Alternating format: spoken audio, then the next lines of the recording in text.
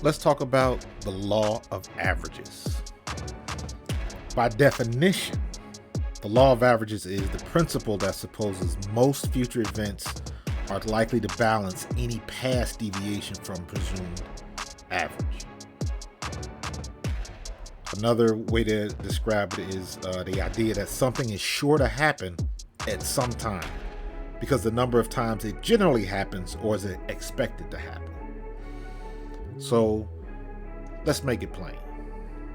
You go down to Vegas, have a good time, and you jump on the roulette table and you play your favorite number, 17 black. And it's been hitting for the last, 10 spins. Black has been hitting. So you play red or black, and it's been hitting for the last 10 spins. The law of averages says eventually red's going to pop. Now the gamble is it going to pop when you bet? Or are you going to pause to see what happens? And if you normally bet black, you take your money off the table, red pops. Do you put your bet back down for the next spin? What do? That's the law of averages. If black pops 10 times, you gamble every time because eventually red is going to pop. This is the same thing that's happening with our offense relying so much on Jalen Hurts running the ball. Now, I've said this from the very start, from preseason. I already know that we are dangerous with the RPO. Can't nobody stop us. It's been proven. But as we saw in Chicago, the law of averages says eventually somebody's going to catch him. Somebody's going to hit him hard. You can give me all the stats in the world about quarterbacks getting hurt in the pocket, and those stats are true. However, you can also look at the stats specifically for quarterbacks that run a lot, because now you're dealing with a whole nother set of circumstances. So by the law of averages, Jalen Hurts keeps running the RPOs. Eventually somebody's going to catch him and somebody's going to pop him. Now, we throw another X factor in the situation. Teams have watched what we do. Teams have film on us. They've studied us. Jalen Hurts is a player that you must game plan around. What makes Jalen Hurts so dangerous is he can have 12 rushes for 70 yards, or he can only run the ball 2 times and hit you for 360 yards in the air. He's developed enough as a passer and as a runner to get you either way.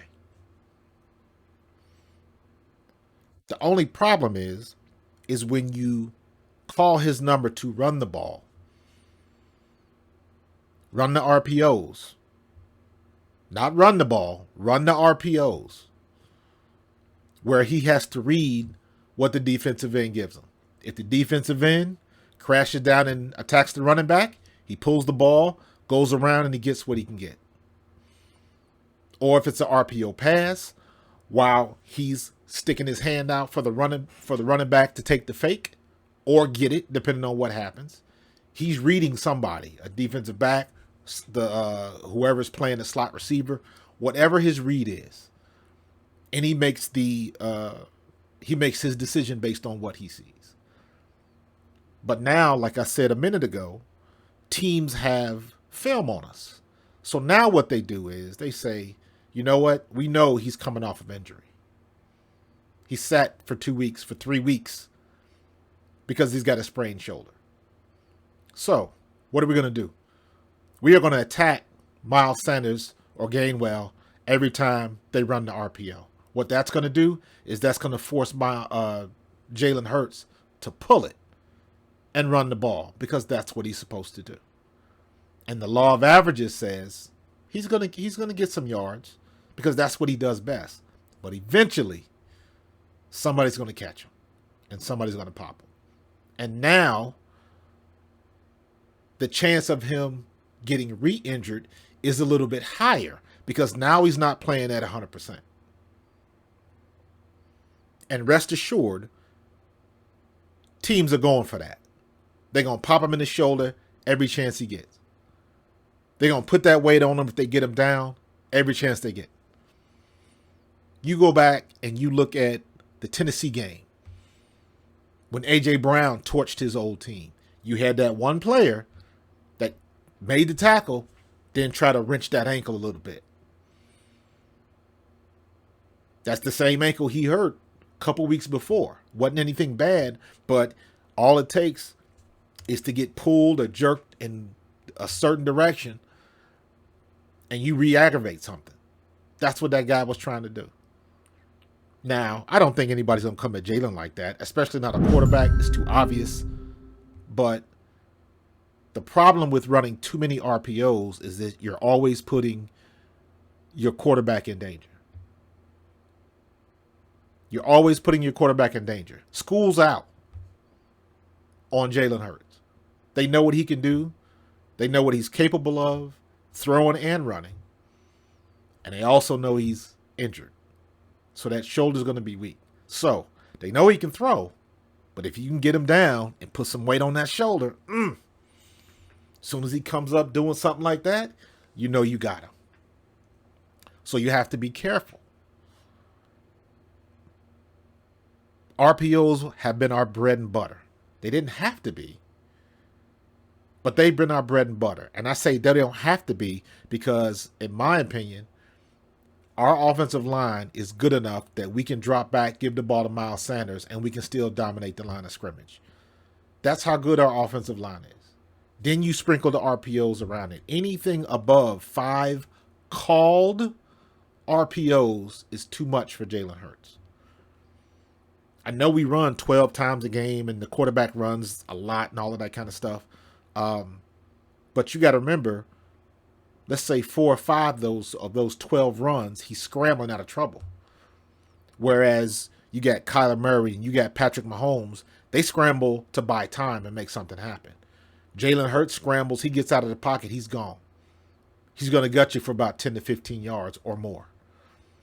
So just a different way of doing it. So you have to count that. Those are considered runs. Right? So let's cut that in half. Let's say if our quarterback's running an average of 12 times per game, let's cut that in half and make it 6. Because you know he's always going to have to leave the pocket to scramble. But you don't have to always call an RPO. Get under center, line up in pistol, hand the ball off to the guys you pay to run the ball. We have a good enough offensive line where we can do that on the regular. We can do that on the regular and keep our quarterback out of harm's way. I have confidence in Jalen Hurts enough to know that he can drop back and make the right decisions and beat you in the air. So what he can do with his legs on the ground is icing on the cake. And we need to keep it that way because now we are watching Jalen Hurts evolve into something different. Something way past what we thought he was last year. I agree, he is our franchise quarterback and everything that goes with that.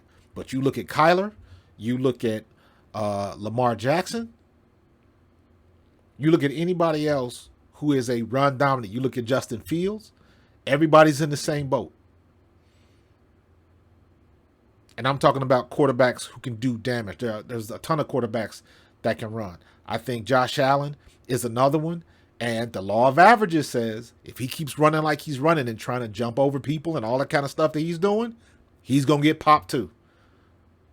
Daniel Jones, he's going to get popped too. Daniel Jones doesn't run unless he has to. Josh Allen throws more than he runs, but when Josh Allen runs, he gets reckless. Look at the tape. Jalen Hurts has been very, very smart about how he runs the ball, getting out of bounds, sliding. He's doing the things that Lamar doesn't do. He did the things that RG3 couldn't do. Michael Vick couldn't do. Michael Vick had all the talent in the world and could do everything but slide. So the law of averages say, if you keep running them like we've been running them, we're going to end up getting popped again. And what I don't want to happen is we experience that in the playoffs. Because as we've seen for the last 2 weeks now, they can talk that mess about it's the system. It's not the system. Jalen Hurts is the system. Period. We do not look the same without Jalen Hurts, and we do not look the same without Lane Johnson. Although I would argue, if Jalen Hurts is playing, he's the great equalizer. He can make up for whatever we miss out of Lane Johnson. But you got to take care of him. You got to take care of him. He's evolved enough to where he can drop back and beat you. We did not have that last year with him. Now we do. Let's protect him. And it's not out of the ordinary for our offense to run the ball. Traditionally run the ball. Give the ball back to the running back. We can do that on the first play, in the first series, from the rip. Not a problem. So we'll see what's going to happen in the playoffs and how much they change and all of that kind of stuff. The best coaches are the ones that learn and adapt. So let's see if our coaches can do that. All right, go Birds.